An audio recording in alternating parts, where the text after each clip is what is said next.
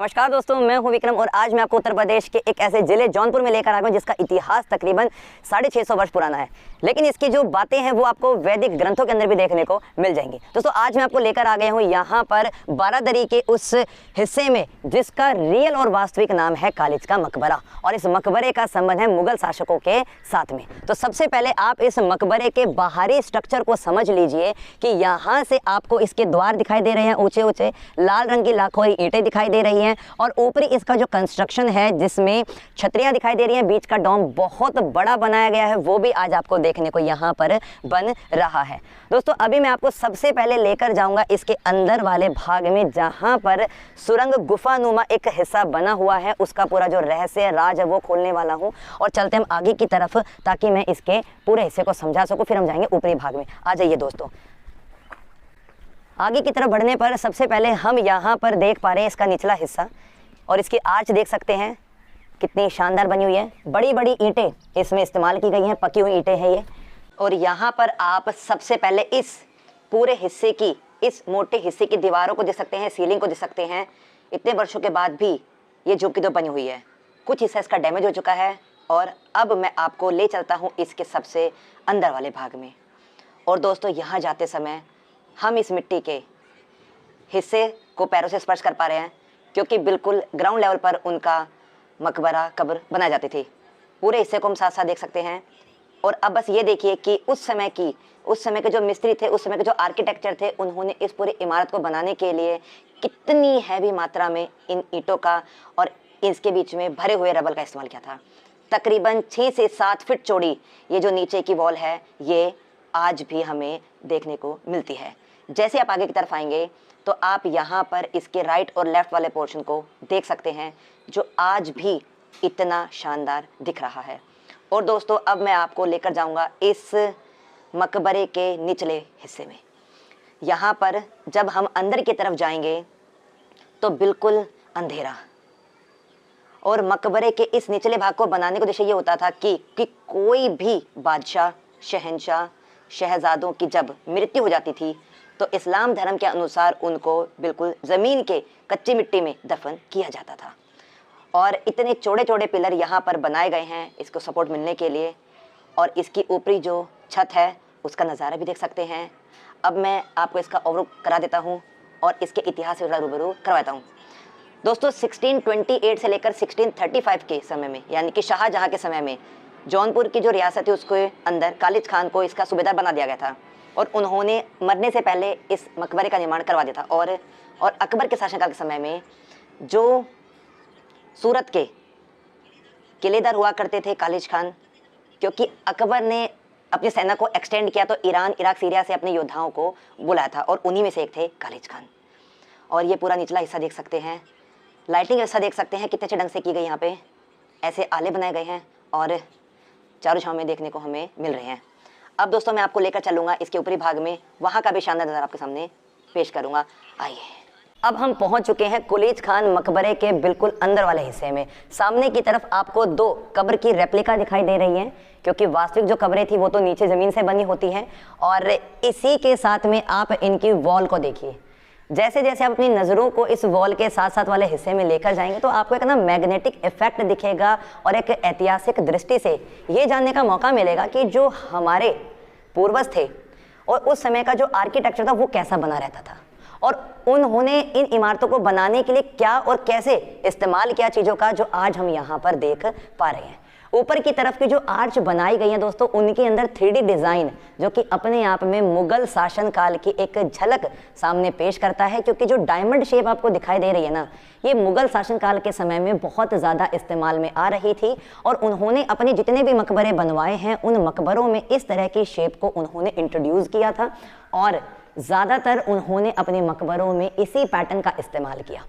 White रंग का जो लेप आपको दिखाई दे रहा है ये पूरा का पूरा चूना प्लास्टर से बनाया गया है। उसके अंदर कई जगह आपको रंग भी दिखाई देंगे जो बाद में भरे गए थे, और यही वो पहचान थी जिसकी वजह से आज हम अपने इन इमारतों को देखने के लिए इतने उत्सुक रहते हैं, इतने ज़्यादा खुश होते हैं। और दोस्तों यहाँ पर आपको मैं कुछ चीज़ों पर और फोकस साथ साथ में करवा देता हूँ। कि जो पूरा मेथड है इसे स्क्विंच बोलते हैं। स्क्वायर फॉर्म के साथ में इसको डॉम की फॉर्म में कैसे कन्वर्ट करना है, उस मेथड को स्क्विंच मेथड बोलते हैं। ये आले दिए रखने के लिए बनाया हुआ स्पेस आपको दिखाई दे रहा है, और इसी के साथ में यदि मैं आपकी नज़रें इस तरफ लेकर जाता हूँ तो यहाँ पर ऊपर जाने की सीढ़ियाँ भी बनी हुई हैं।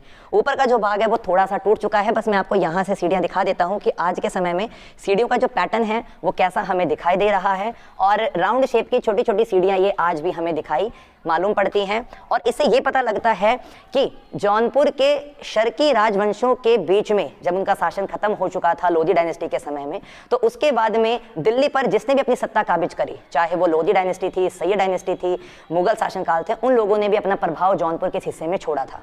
और ये जो पूरा मकबरा है ये है कुलीज खान का मकबरा, जो कि शाहजहां के पीरियड से संबंधित बना हुआ है। अब मैं आपको इसकी बाकी और चीज़ें दिखाऊंगा, वहाँ से भी कुछ चीज़ों को हम यहाँ पे कलेक्ट करने वाले हैं।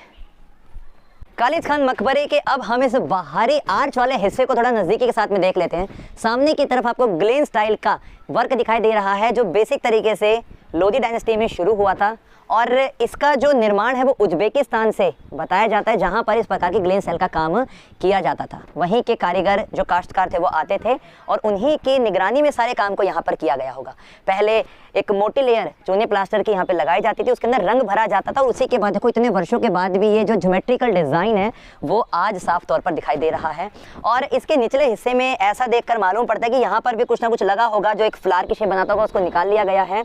और नीचे की तरफ देखो पत्थर पे वर्क भी किया गया है, जो काफ़ी बारीकी के साथ में देखने पर हमें समझ में आता है। इसकी जो आर्च है, यहाँ पर 3 आर्च हमें एक साथ देखने को मिल रहे हैं। इसका ये एक प्रतीत करता है कि एक वक्त पहले इस पूरे के पूरे मकबरे के बाहरी हिस्से में इस प्रकार का वर्क किया गया होगा। और ऊपर की तरफ आप देख सकते हैं कि जो कबूतर और चिड़ियाओं के लिए एक स्पेस बनाया गया है। ये भी ज़्यादातर मैंने काफ़ी बड़े बड़े मकबरों और इमारतों के अंदर देखा है, महलों में देखा है, जहाँ पर इनके लिए कुछ स्पेस दिया जाता था। तो कुछ बातचीत भाई से भी करते हैं। मैं पिछले 1 साल से हूँ, और 1 साल से पहले जो है ये पूरा एकदम पूरा जर्जर हो चुका था 2 साल पहले। तो यहाँ मेरे सीए सर जो है ये पूरा ये सब दरवाज़ा जो लगा हुआ है, ये सब लगा हुआ है, और ये सब बोर्ड जो लगा हुआ है ये सब पहले नहीं था। हमारे सीए सर 2-3 साल पहले ये सब लगवाए हुए हैं, और ये सब पहले जर्जर हो चुका था, ये मतलब टूटा हुआ था। तो इसमें सब भराव किया गया है, सब इसको सब रिपेयरिंग किया गया है। और पहले ये पूरा बाउंड्री नहीं हुआ था, ये जो सब लाल वाली सब बाउंड्री दिख रही है पहले ये नहीं था। और इसको जाके 2 साल पहले 1.5 साल पहले हमारे सीए सर इसको सब कराए हैं। ऊपर में पूरा घास पूरा लगा हुआ था, एकदम पूरा जमा हुआ था। हम लोग चढ़ कर सीढ़ी लगा के इसको साफ़ करते हैं, पूरा देख लीजिए अच्छे से पूरा। मगर एक बार ये कॉलेज खान का मकबरा, आप जौनपुर का ये पुराना धरोहर है, एक बार घूमने जरूर आइएगा। और दोस्तों इसके ऊपरी हिस्से में जब हम थोड़ी नज़रों को गड़ाएंगे तो यहाँ पर हमें एक स्क्वायर फॉर्म के पिलर पे खड़ी हुई छतरी भी दिखाई दे रही है। और इसके काफ़ी सारे ऐसे अंश हैं जो आज अपनी पहचान बेशक से खो रहे हों, लेकिन इसे ये ज़रूर मालूम पड़ता है कि जब ये बना होगा ना तब ये काफ़ी शानदार रहता होगा।